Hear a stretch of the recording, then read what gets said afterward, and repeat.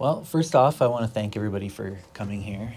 Um, this is an event that is very close to my heart. I started the first one back in 2012, and the whole idea behind this event is really to get people from different traditions, different solo practitioners, people who are simply curious, just to get together in the same room, talking, sharing ideas, giving presentations such as the ones we've seen, workshops, things like that, just to get us all like working together and cross pollinating one another. Because a lot of groups, they have their own like conferences where you can come to it and you can, experience fellowship and things, but within the organization, for say Temple of Set or OTO or whatever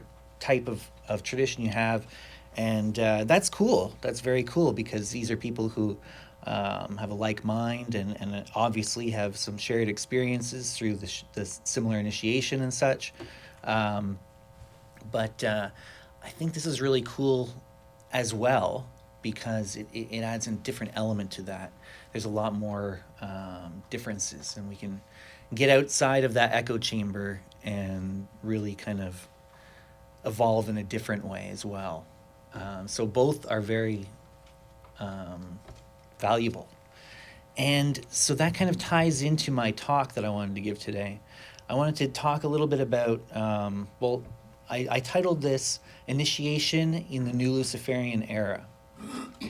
So, my concept of the New Luciferian Era is essentially there are a lot of different people who've talked about um, the dawning of the new, the age of Aquarius, or the new Aeon, right? Or the Aeon of Set, or the Aeon of Horus, and things like that. And this is kind of my own take on it. So you can just substitute whatever your favorite new Aeon kind of thing. 2012 Mayan apocalypse. You can substitute whatever your.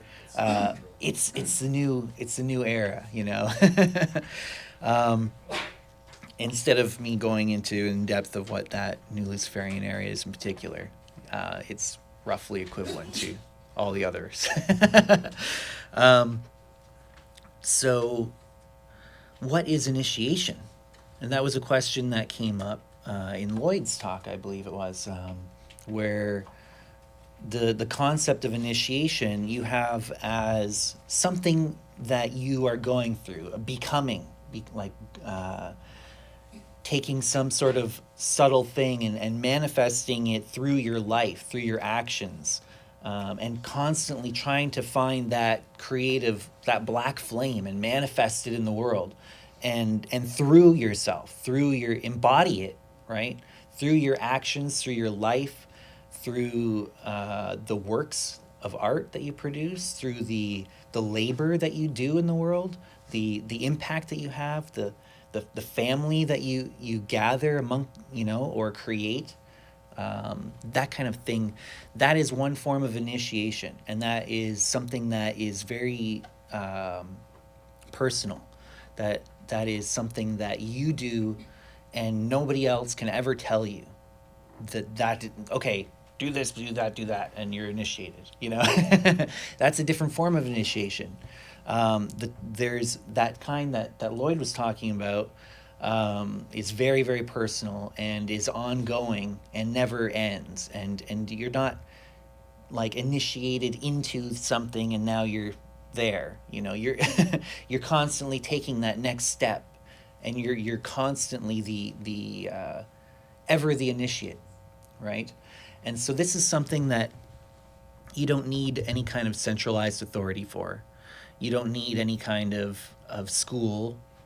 You don't need to fill out an application or pay dues. This is something that anybody can do wherever you are, even if you're completely isolated. Now, the other form is through ceremonial initiation, and then working through the symbols that were present within that ceremonial initiation. This is typically what you would experience when you join a mystery school of some sort, like any of the organizations that we mentioned, Dragon Rouge. Although I know that from what I understand, Dragon Rouge has a certain element that you write yourself, but there's sort of something. There's a big structure to it. There's a structure to it. And it involves applying to join and things like that. So there's these two forms of initiation. Now, what I'd like to talk about is the difference between the two, and also the place where they meet.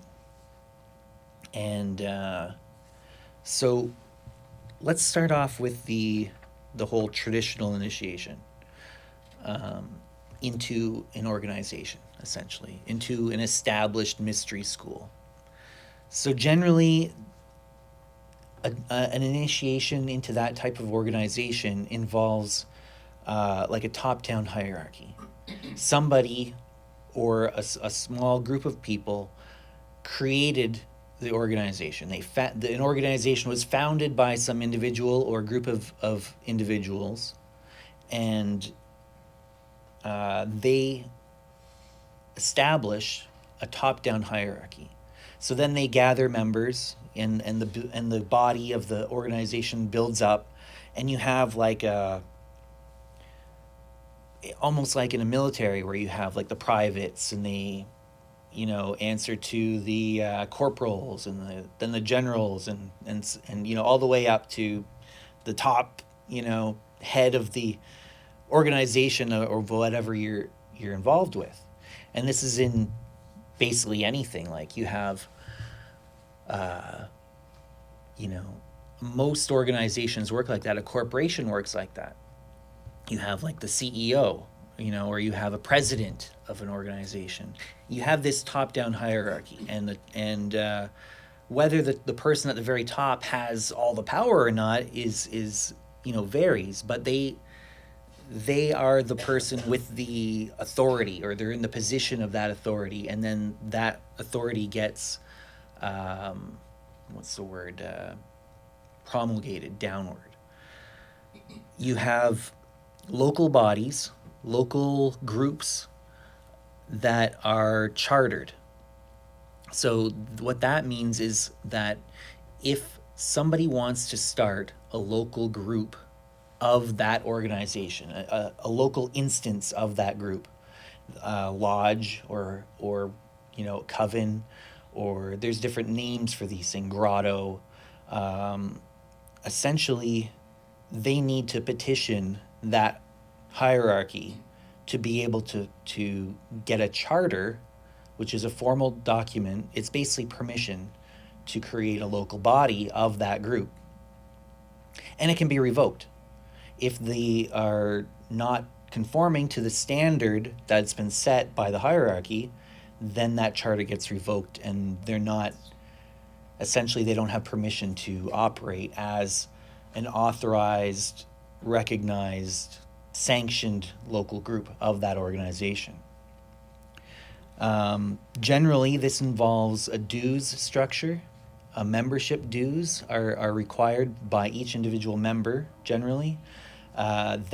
Some of that gets used by the local group, but some of that gets kicked up to the hierarchy above. And sometimes you can have several of these hierarchy levels. Like in Freemasonry, you have like the Blue Lodge, and then there's like a Grand Lodge that charters these Blue Lodges, and then you have like the Scottish Rite, and they have their own like sovereign sanctuary that gives charters to those. And then above that, there's different levels, and each level they kick up dues to the next higher up level. And a lot of times these dues are going to people that are physically distant. You've never seen them. Maybe you never even talked to them on even online, maybe sometimes. They could be in even a different country, but essentially these dues pay for the expenses of the organization, pay for the expenses of that red tape, or the expenses of the elders, the elder council, or whatever you want to call it. And that's important. I'm not trying to, I know there's clearly a bit of a, I'm leading up to something clearly, right? But yeah, there are legitimate reasons for all these things. It is one way of organizing.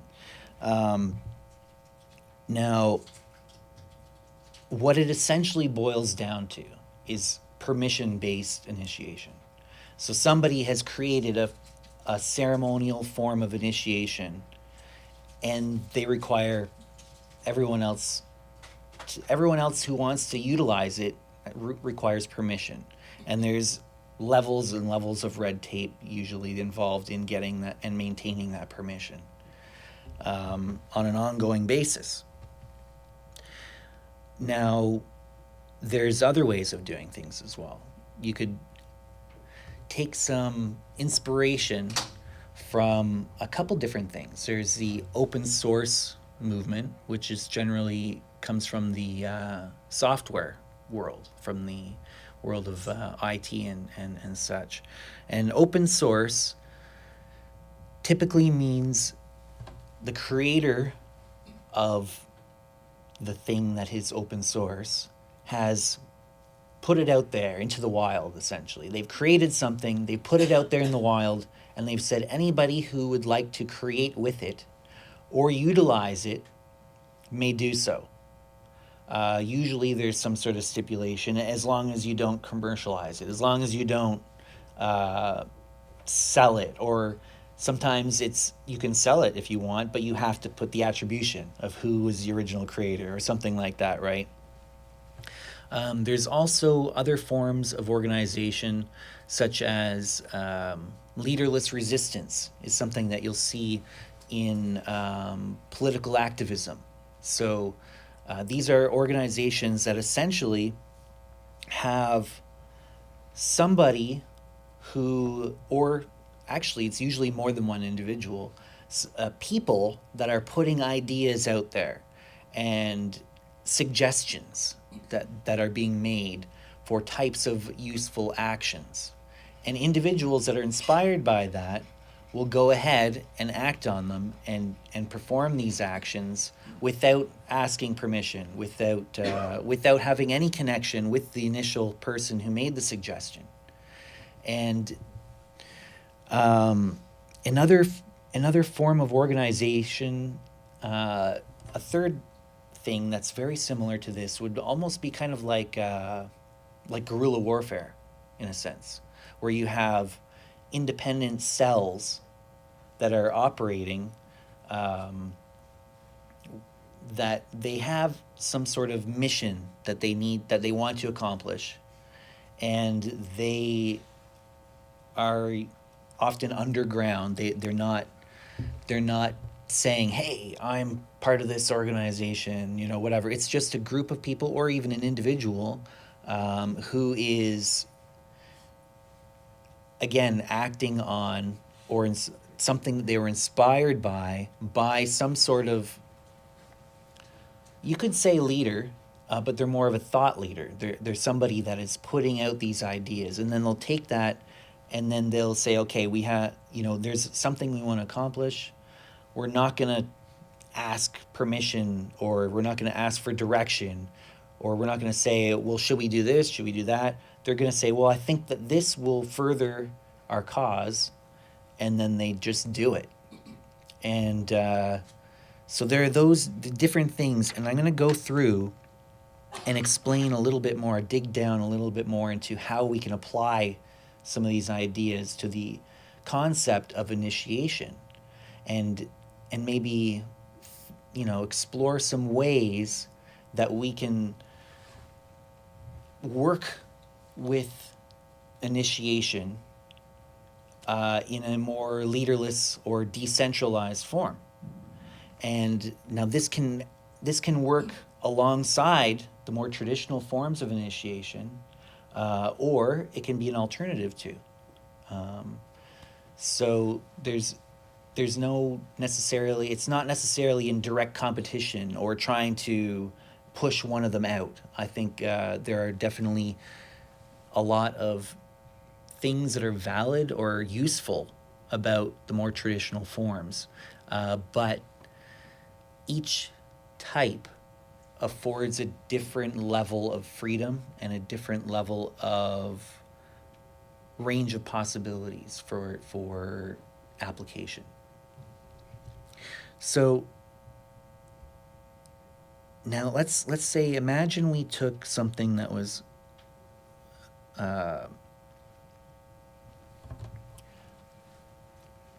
almost like a traditional top-down organization where we have initiation, ceremonial initiation into a current or a tradition, but translate it into an open source.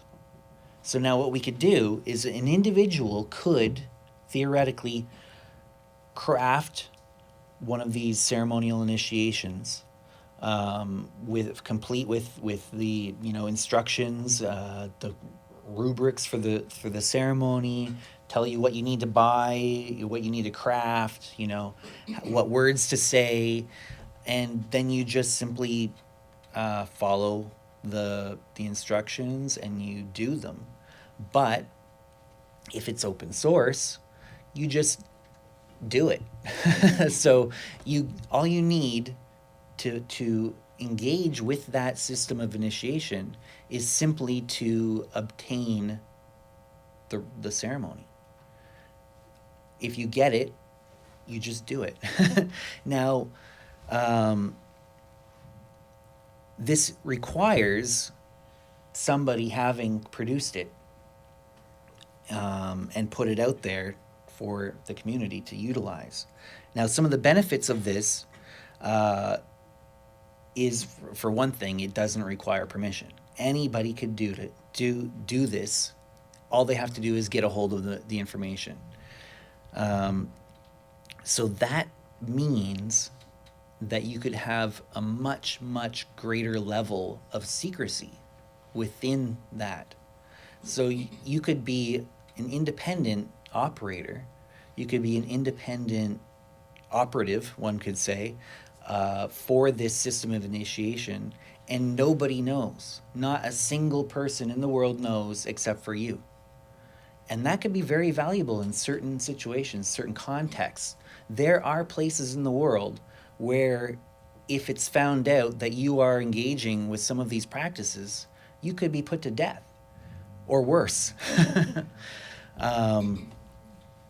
So in that instance, if the person can get a hold of the information, maybe even all they have to do is read it once and memorize it, and then they can do it. So that is something that people who are in a situation that requires the utmost level of secrecy about their activities, they can do. It also works with a group as well. So if a group of people who trust each other wanted to do this type of thing, but in complete secrecy, they could do that. They don't have to petition an organization. They don't have to contact anybody. They just get the information, say, hey, do you want to do this? And they're like, yeah, let's do that. I think I know one other guy who might do that too. I think he might be interested. Let's get them. The three of them get together, and then they form an independent underground cell of that initiatory current. And nobody has to know. Not even the initial creator of that ceremonial initiation. So I think that alone is very, very powerful. You could even do something where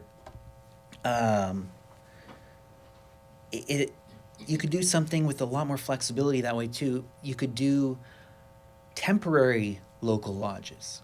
Say, for example, if an event such as this were to happen and you got the people or some of the people involved could form a temporary lodge of an initiatory current, initiate each other into it, and now you're all like, maybe you do it a few times, maybe you do it, say, 3 times, and each of the 3 people that wanted to be involved just take the different roles each time.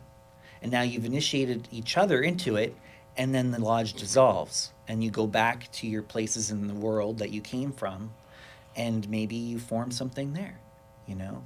Or maybe not. Maybe it just is something that stays with you. Maybe it's something that you work on independently as an individual, work through the symbols, explore them, contemplate them, and craft new ceremonies based on the formula of that initiation on your own. Or perhaps some people may be inspired to create their own local lodge of that as well.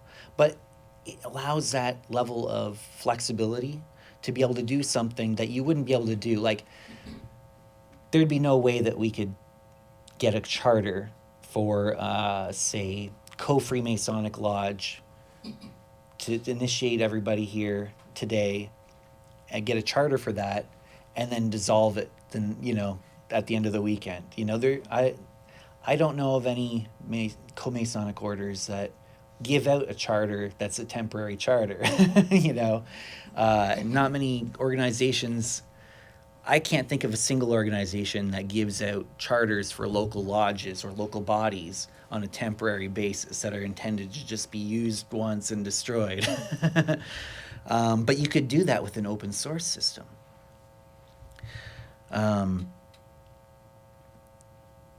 The other cool thing is that it allows adaptation and customization of it. So if you're in possession of this ceremonial initiation that you can perform if you'd like without asking permission, if there are aspects of it that you don't like, or if you think that you could improve upon, or that would be more meaningful to you or more personalized, you can do it. There's nobody stopping you from making that change, making that modification and performing it in the modified form. Nobody can stop you. You don't need permission in the first place anyways, you know? So I know, say, back to Freemasonry as an example, I know that in mainstream male-only masculine Freemasonry that you have, the local thing on every corner and yeah, like a small town,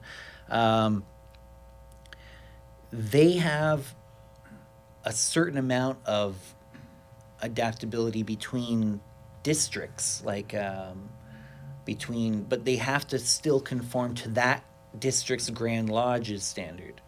They don't have an actual centralized authority at the very top that controls all of Freemasonry, but so they do have sort of a decentralized, but each decentralized district has its own central authority that they have to conform to. So this eliminates all of that. You can change it as much as you want. It can be practically non-recognizable from the original. Nobody can stop you. The other benefit is that it can proliferate at a much, much greater speed. It could go viral, essentially, like the kids are saying these days. So let's say you wanted to start a local body of the OTO. You have to become an initiate in an already existing local body. What if there isn't one in your area? That means you have to travel.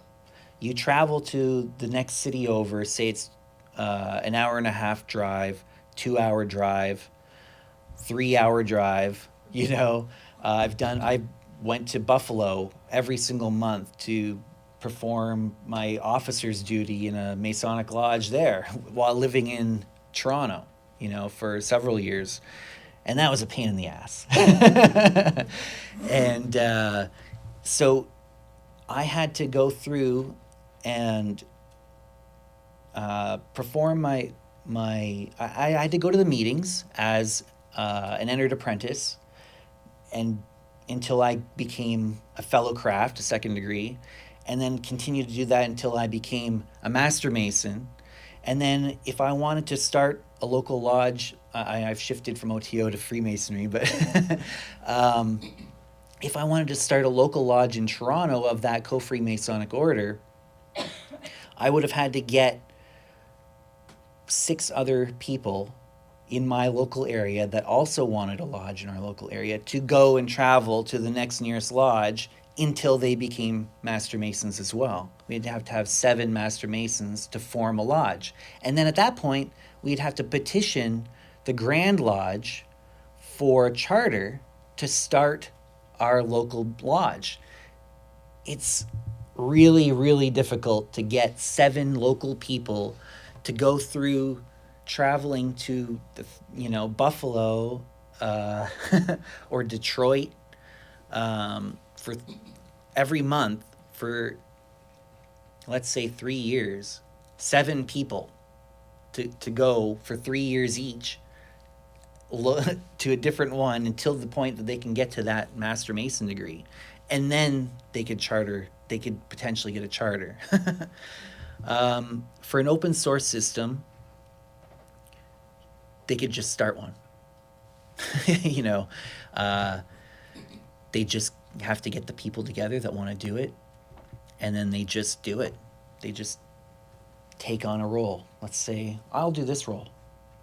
I'll do that one. Let's perform it. We'll rehearse it, perform it, and then they switch up the roles until they've all gone through all the roles. And now you've got an established body of individuals. Let's say you have 5 people.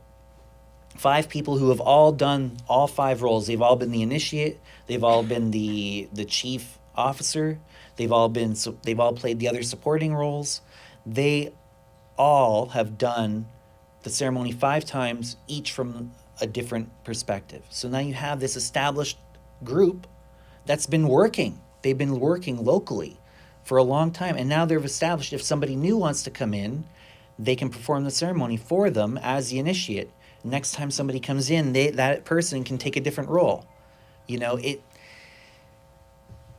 can proliferate way, way faster. You can immediately start getting to work immediately once you have the material and you have the people that have the will to do it.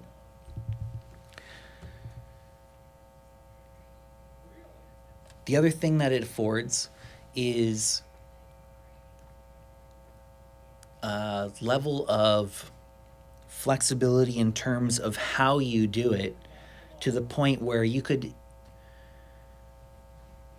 do a version of it that is completely public. The opposite of the secrecy. You could actually take that public open source initiatory ceremony and perform it for a crowd as a dramatic ritual performance.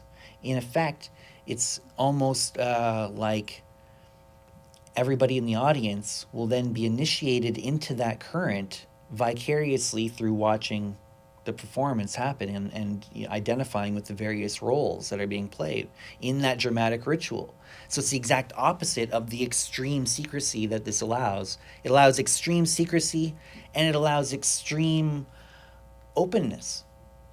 You could have somewhere in the middle too, where if somebody was interested, they could come and be a spectator while watching everyone else there, and they've never been initiated into it, but they're there at the ceremony watching it. The other thing too is that they know what they're getting themselves into. They can read the ceremony before getting involved, so they know exactly what they're getting into. You could also do something where that person, anybody who has initiated into the current, can discuss the contents of it with anybody who's not an initiate. And, there could be within a local group rules that they've come up with. They could say, well, feel free to talk about what you're doing here, but don't mention names. you know, and that's that could be done on, say, just giving your word if it's people that you trust, or you can get as elaborate as a non-disclosure agreement. So it's having that open source initiatory current available affords a massive range of possibilities and freedoms. Did you want to? Yeah, in this scenario, how do you ensure that the original piece or organization maintains the integrity originally intended? If you are to give information or potentially secret or private information over to people that haven't been vetted or potentially haven't learned from someone that has experience, how do you ensure that that piece continues to be relevant? How do you ensure that people don't erode in many ways? Like how do you ensure that in this scenario? You don't. So essentially it becomes a living thing. So you put it out into the wild. It's like, I mean, when you have a child, you know, you raise it to a certain point, but then they go out on their own, and you have no control over what they do with what you've given them. You know, they go out and they create, they destroy, they make you proud, they disappoint. You know, this is a living thing. Once you've put this thing out there into the wild, into the ether. So yeah, you don't ensure that. The other thing too is, though, that you avoid situations where if you have somebody or a group of people that are utilizing it for purposes that you don't approve of, you haven't given them permission to do that, or you haven't sanctioned that action, and it doesn't end up blowing back on the original organization either, if there even is an original organization. It could be an individual that has created this ceremonial initiatory current that other people are now utilizing for maybe vastly different purposes. So there is no way to control it at that point. It's a form, it's free, it's not controlled. Could I just ask why they wouldn't just be simpler to create their own in those circumstances? Why would there be need to be involved with someone else's initiatory system that they don't want to belong to? That they don't want to belong to? They want to be free and independent if they're setting up something for themselves in that way. Why don't they create their own? Mm. Why does anybody join an already existing organization To belong to it. To belong to it? Yeah. Or because they don't have the expertise to create one, or they don't have the experience, or maybe they're new to the whole thing. Maybe they have come to some sort of epiphany, some sort of internal realization about what they resonate with. Mm-hmm. And they're just starting out on their quest. They're not going to get the benefit of that mentorship, are they? If they're not actually assigned to those people. If they've just taken the work that they're going to develop by themselves, they won't have that mentorship, that guidance, that security. Now they could reach out to that initial creator and converse with them, potentially, if that person's open to it. They could talk to other people who are experienced, who have utilized this system. There are a lot of different ways people can go about it. And I think there are a very wide range of reasons why people might utilize that. And that's actually something I'm going to get into a little bit later. Sorry. That's okay. Another just a question. I don't know of any such organization, open source, but you kind of use the same analogy for somewhat something similar. A lot of it is, how do you say this, already out and widely available, kind of like films that are free from rights after a while. Public domain. Such as all so those rules or the way to apply them and everything, just take all the body of classical grimoires that are out there, that, you cannot reach the original writer if you didn't use like a weird pen name anyway. But, you can go ahead and use a magical grimoire and adapt it to a contemporary setting and have all the rules there laid out for you just with the minor techniques. Basically, you would have precisely what you kind of explaining in a way. So I believe a lot of people dabble at first in this particular manner. Then after that, it depends if you kind of hit the ceiling with this dabbling, and then we'll seek mentorship to something that's more established and structured.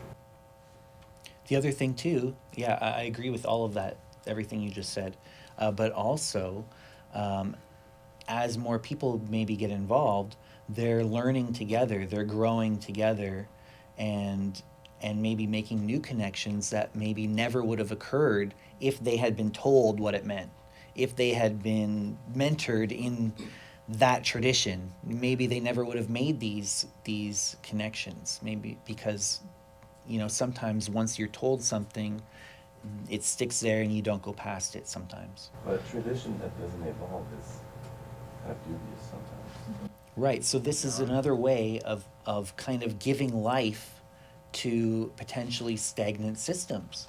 So there are potentially systems out there that aren't even being utilized anymore, but were once a traditional system that you could convert into an open source system. Like, say, for example, there's material out there for the Hermetic Brotherhood of Luxor, but I don't think that, maybe correct me if I'm wrong, but I don't think there are any active lodges or organization that I don't think it exists anymore in any form.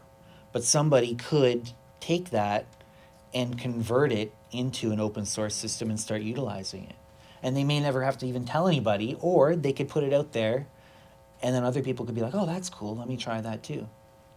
So it's a way, and then it can grow and evolve again. It's bringing it back to life in a sense, and it's not stagnant. It's evolving and continuing to grow as more people utilize it and utilize it for different purposes. Yeah, I think one of your question is, why do people do that? Because it's like writing a science fiction story. If you're writing a science fiction story, it's very hard to get started. You have to say who the good guys are, the bad guys are, the cosmos, how it exists in the hierarchy, and all that, the plot. But if you take a structure that's existing, it's easier to swim through. You say, oh, okay, this is the structure, these are the officers, these are the way we're going to do things, and these are the tools and the symbols that are already in place. Like fan fiction? Yeah, exactly. So it's a lot easier. If I'm writing a Star Wars story, it's already there for me, versus if I'm writing something like Buckaroo Banzai, it's a little different. So I think that's the I can't remember the name. Isaac Bonowitz belonged to it. It was the new movement of Druids. They're Oh, jeez. the AD, ADF. ADK, but Oh, that's no. ADF. ADF. Thank you. Yeah. Yeah. They have a lot of original, all their stuff's out there. They do a lot of public ritual as far as that goes. I don't know about licensing, but something more to your point about open, where everybody's involved. And kind of Yeah, now there's already the Temple of Ascending Flame. Have you guys heard of that? So this is a organization that is essentially open source. So they have projects, ongoing projects that they'll put out there. If you go to their website, they'll be like, if you want to get involved in this project, download the material and just do it. If you want, you can send the results to us, or just do it and we don't even have to know. So that is actually one of these systems that's kind of utilizing that form. They don't have, they don't give out charters, as far as I'm aware, for local lodges. It's also like the Open Source Order of the Golden Dawn. I don't know if that's still around. Yeah, so they actually use the word open source. So they've taken the Golden Dawn rituals, modified them to conform to the law of Thelema, and then kind of put it out there. Now they're kind of a bit of a hybrid though, in one sense, because you could just go there and download the material and utilize it for yourself and never make contact with them, and utilize it in that open source manner. But you could also work with them. You can pay their dues, and you can have a recognized open source order, the Golden Dawn Lodge, that's recognized, and that actually allows certain benefits, such as recognition between lodges, where if they wanted to travel and visit a lodge, then they can participate in their ceremony, and they already have that recognition. They already know, oh yeah, we already know you've been vetted by whatever, blah, blah, blah, right? And so, yeah, go ahead. Instead of, if you didn't have that, you would have to do a bit more legwork and interview them and make sure that they're suitable to come and participate in your ceremony, right? So there are different benefits, and sometimes it requires extra work, but you maybe get a better benefit. Sometimes it requires less work, and that's the benefit. So yeah, that one, the Open Source Order of the Golden Dawn, that's a little bit of a hybrid. I think they charge a lot for their initiation too, like hundreds of dollars or something. Yeah, well, that's another thing why somebody might want to utilize an open source system, is the cost. I appreciate that one. So Perhaps- it's like you're providing them a blueprint entry point for someone who doesn't have either the money or the time or want to commit, like you said, to driving to Buffalo once a month to go through a formal process. But you have friends But who their, raise it. their trade-off is that they're not gaining, like you were saying, they're not gaining the true tradition or the true, I guess, Orthodox, I would say true. the knowledge though of if you're joining a system of something for its efficacy or its results or a proven track record or something where you don't want people to change things, because if you're starting from scratch and you change stuff, you have no idea whether it's going to work anymore or achieve the result that you wanted. So you have to trade that up, right? Yeah, absolutely. And to further that point, it's almost in a sense like Prometheus giving the fire to humanity. He just gave them the fire and said, there you go, do with it as you wish, do whatever you want with it. Some of them, used it to cook their food, and then they could eat a much wider variety of foods and in a healthy way, and that allowed them to survive better. Other ones maybe use it to burn down the village, that is their competitors, right, or competitors for resources, right, which benefits them, but it doesn't it's very destructive to the other tribe, right? Fire, they're giving fire. In a sense, having this open source system is, in a sense, handing somebody the ability to control fire and then walking away. So there are pitfalls potentially that somebody could fall into by utilizing that system if they're not prepared. So that is a downfall of that type of organization. It's And- the confidence in what it is you're learning, right? That you're not spending years learning and working with open source documents that somebody just changed and didn't even verify. Like, we were talking about earlier, there was no, like we were talking about last night with, say, like, when we were talking about martial arts, right? You can go to a school that's very similar process, right? They belong to a lineage and a head school, and you go there and you might have to pay more money or go through hoops, and the people who start it have to go and be official, but you have a confidence that what they know is something proven over time. Yeah, because you're As opposed to sanctioned. someone open source who's like, I'm just going to change this and I'm going to change that and see what happens. There's no proven anymore. So it's a bit more Wild West way of doing Yeah. things, So like I said, it's not something to replace the traditional method of initiation. It's an alternative to, and potentially to work alongside with.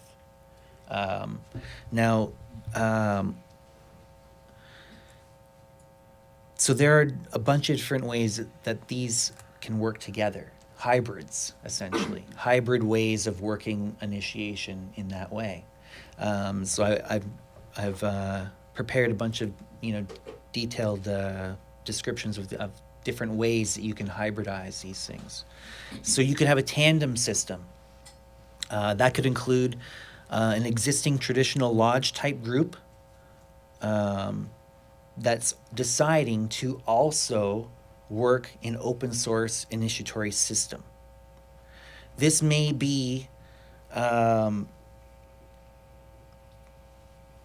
this may take the form of, say, their traditional lodge system is as it is, unchanged.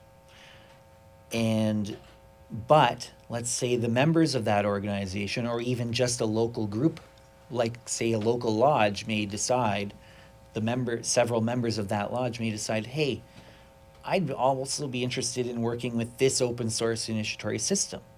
They could utilize that as like an optional side degree to their existing one, if it's resonant, or if it's at least not too much of a clash, right?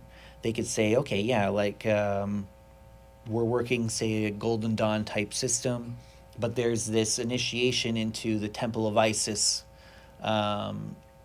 initiatory system that has a degree written out.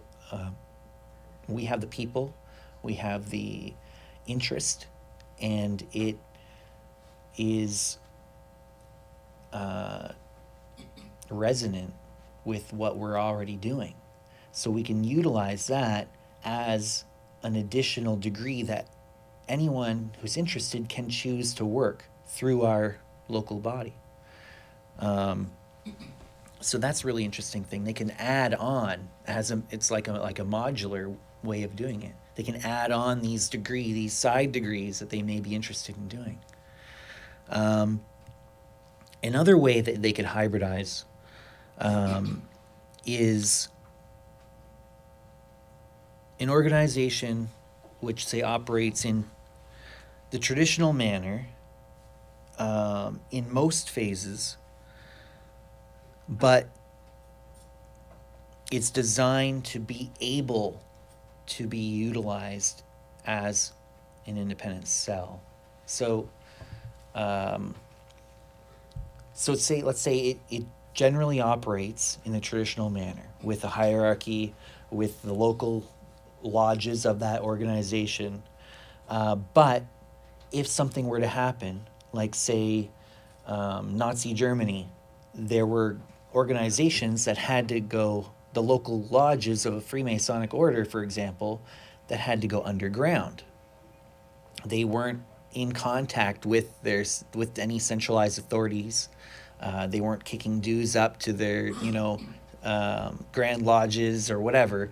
They were just quietly getting together and performing the ceremonies and continuing on the work that they were always doing, but they're doing it as an independent cell that's gone underground. And you could create a traditional system that is optimized to be able to quickly and easily form themselves into independent cells rather than having that, if that break between the hierarchy happens. Another thing too, with that same type of organization, maybe they don't have to break off into an independent cell, but maybe they choose to. They can just do that. There's nothing holding them there, except for if they get benefit from it.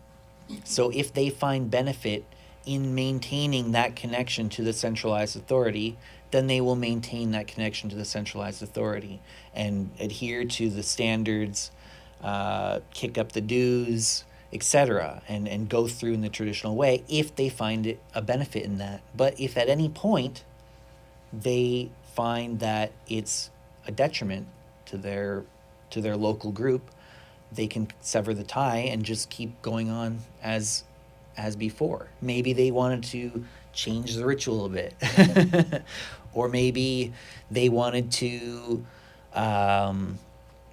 perform the ceremony with the gender roles reversed, and they are like, and they're like, oh no, the priest must be a man, the priestess must be a woman, you can't have a woman doing the priest role and you can't have a man doing the priestess role, you know?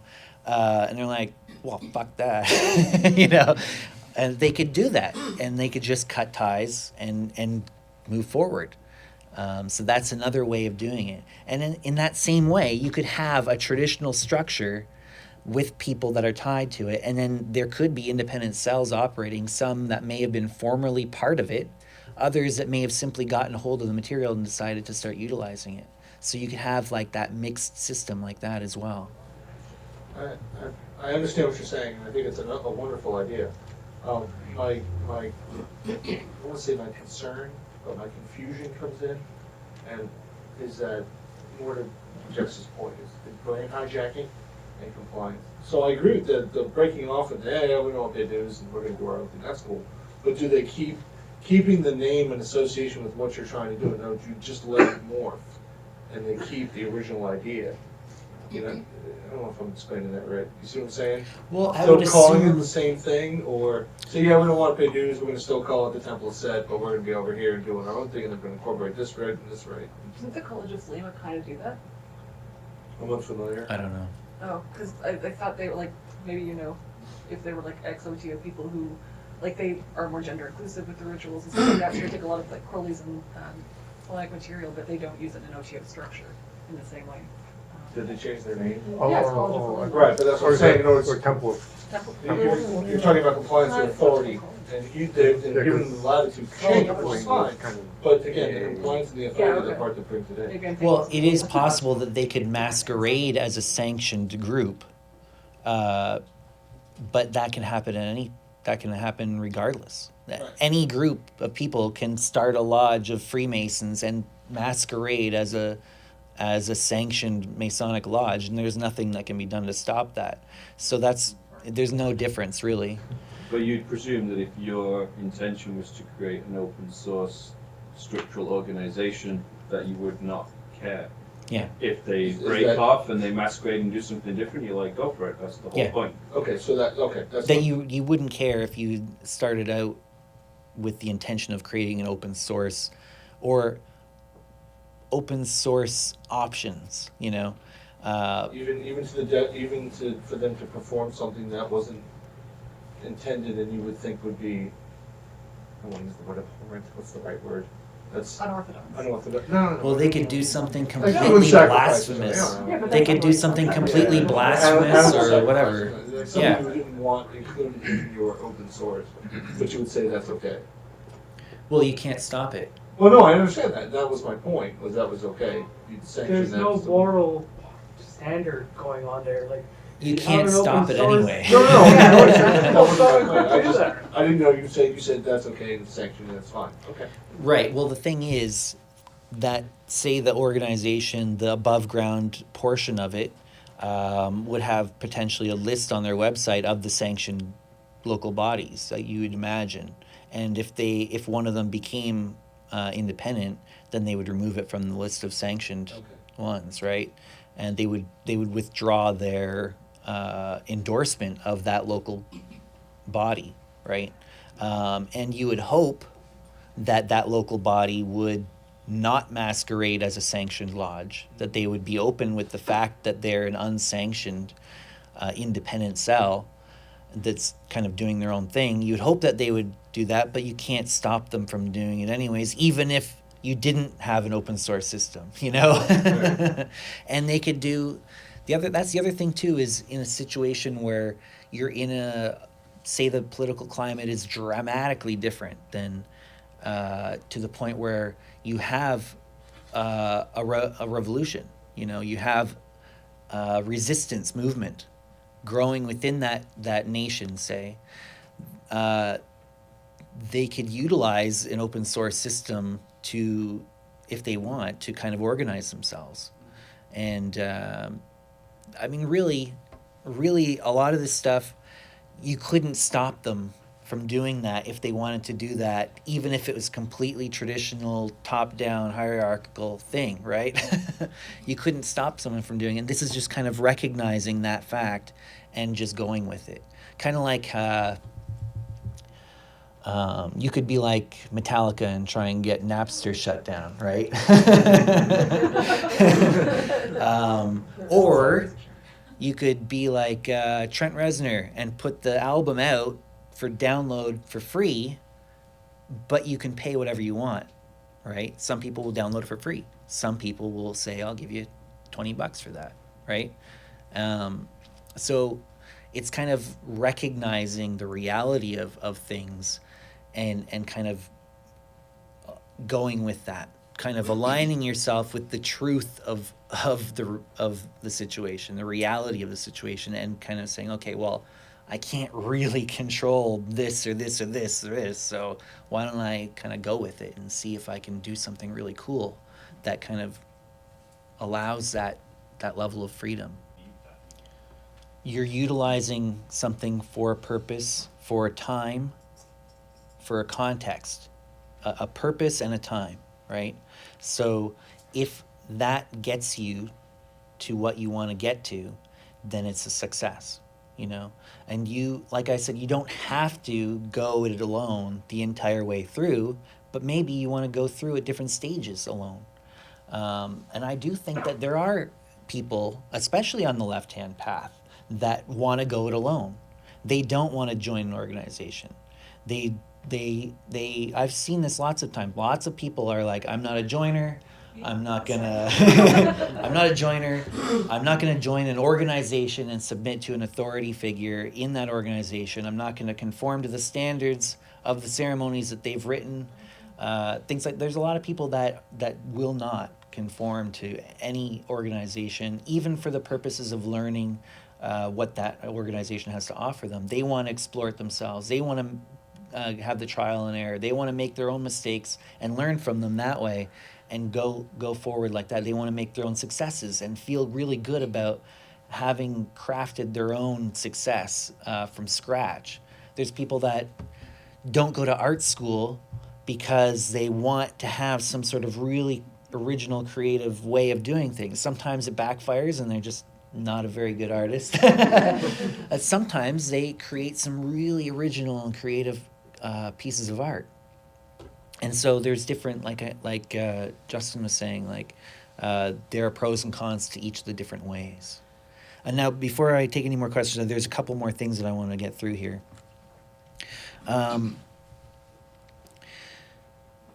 So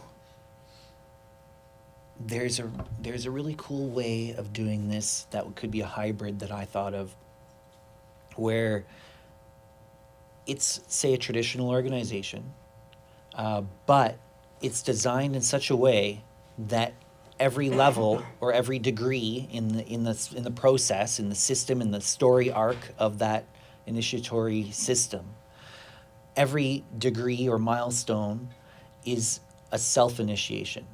So you can do this in isolation. You don't have to travel necessarily. You just have to get the material, like we've been discussing, and perform it, and put it into effect, put it into action in your life. And you initiate yourself, essentially, into that current at each stage. Maybe you're getting permission to go through each stage, perhaps. Maybe you've managed to get a hold of it and just do it without asking. But either way, you're initiating yourself at each level. Now, what if you had that same thing, but say there's other people in the area that have also been working with that system? Maybe they've initiated themselves, which is the only way to do it. They can't receive ceremonial initiation from someone else. Every single one is a self-initiation. But let's say somebody else has self-initiated themselves already in your local area. You can get together with them, like let's say there's 3 people that have already done it. You contact them and say, hey, I want to self-initiate into that current. Can you help me? And they'll be like, yeah, sure, that would be really wicked. So you get together and you perform your self-initiation, but you have these people playing supportive roles. So it's a group initiation, it's a group ceremony, but it's still a self-initiation. So that's another kind of way that you can kind of take that concept and put it into action. I think that would be really cool. Let's see. Now, another way, and this goes back to your question, Shani, why somebody might want to utilize one of these ones. Say you have an already established above ground organization, but let's say it's more philosophical, or let's say it's charitable or fraternal, you know, and it doesn't necessarily have that esoteric component to it in terms of, like, say, a ritual initiation. But let's say the people who are involved in it, let's say it's a philosophical, let's say it's a philosophy club, you know, an established philosophy club with a name and, you know, a president and whatever, right? Let's say they have a large number of people who are interested in the occult, or they're interested in ceremonial initiation. They can take one of these open source initiatory systems and use it as their esoteric arm. They could say, okay, anybody who's interested in ceremonial initiation, we're going to be utilizing this one. So, and then they utilize that as a practical means of providing that for their members. And they don't have to put in the work of crafting it, you know. It already is pre-existing, like a blueprint, like you were saying. Kind of similar to that is, what if you had a group of people, like, say, 4 close friends that are been exploring occultism and talking about it with each other, and like, oh yeah, I read that book on druid magic the other day and it was really awesome, and I you know, I want to try some of these things. I've been doing some of these ceremonies at home, but I'd really like to start doing group ritual. And maybe they'll throw together an ad hoc ceremony here and there, and they'll do it, right? And they're like, you know what, let's start, like, doing this regularly. Let's start, like, doing every single month or every 2 weeks, get together and perform a group ritual. They could actually say, well, I mean, none of us are qualified, or maybe don't have time in their life to sit down and do the research and craft out one of these things, but somebody else has. So then they could use it potentially as an interim system until they develop their own. Or maybe they'll modify it beyond to the point where it's completely unrecognizable, and now that's their system. And they've developed it through an evolution of something that already existed. Now, anybody can do this. Anybody, any one of you here, if you wanted, you could create one of these open source initiatory systems and put it out there and let people utilize it if they want. And then you could also get organizations that perhaps collect several of them and become almost a college of rights that are available to an organization. Maybe they don't have their own rights, but they say, yeah, we're working with all these 5 different whatever, right? And maybe members of those could create their own as well, and it could create almost like a library of initiations. You could choose your own adventure. Yeah, you could do it like that. It creates a modular system, in a sense, that's just out there for the taking. And as long as there's people that are crafting these things. So that's the content that I wanted to get out there. I don't think we have a lot of time for more questions, but we can do maybe 1 or 2. Like, it's kind of strange because, like, there's so many different kinds of ways of initiation. Why do people do these? Like, why go through an initiation at all? I mean, especially if you could just make it up yourself. Doesn't that, like, detach some of the meaning from it? Like, as an astral traveler, it would make sense to do an initiation, to get people to go to the same astral destination, but most of the people in this room aren't astral travelers. Well, let's say, for example, the Ordo Luciferi. I created an open source initiatory rite for that, And what you do is you go through the process of the alchemical process. So there's this alchemical process. If you study Hermeticism, you know, there's stages, right? That the thing that's being transformed alchemically goes through these stages. I put that into a rite. And now somebody could put themselves ceremonially, symbolically through that alchemical process by performing that open source rite. And then they're essentially to kind do of this to transforming. transform yourself. Yeah, And then it's like, well, if you're going through one of the traditional systems where they don't tell you what's going on, and like you're basically agreeing to become the person that they set out for you to kind be, of, yeah. doesn't that kind of take away that freedom on your part? Kind of, yeah. You're kind of submitting yourself to a system for a specific purpose, potentially. Hopefully you vetted it first. Yeah, hopefully you've been able to vet it and not just say, oh, well, what you've talked about sounds good, let me jump in and experience it and maybe not like it, maybe like it. It's an open source, how do you, Yeah, they don't tell you a lot of stuff, right? and a lot of times these oaths of secrecy, you don't know what the oath is. You're given it a couple sentence fragments at a time that you're repeating, and by the end of it, now you know what you've given an oath to. It's almost like a contract given under duress, right? Yeah. And I don't think we have enough time. If anybody has any more questions, we can talk about it after. Just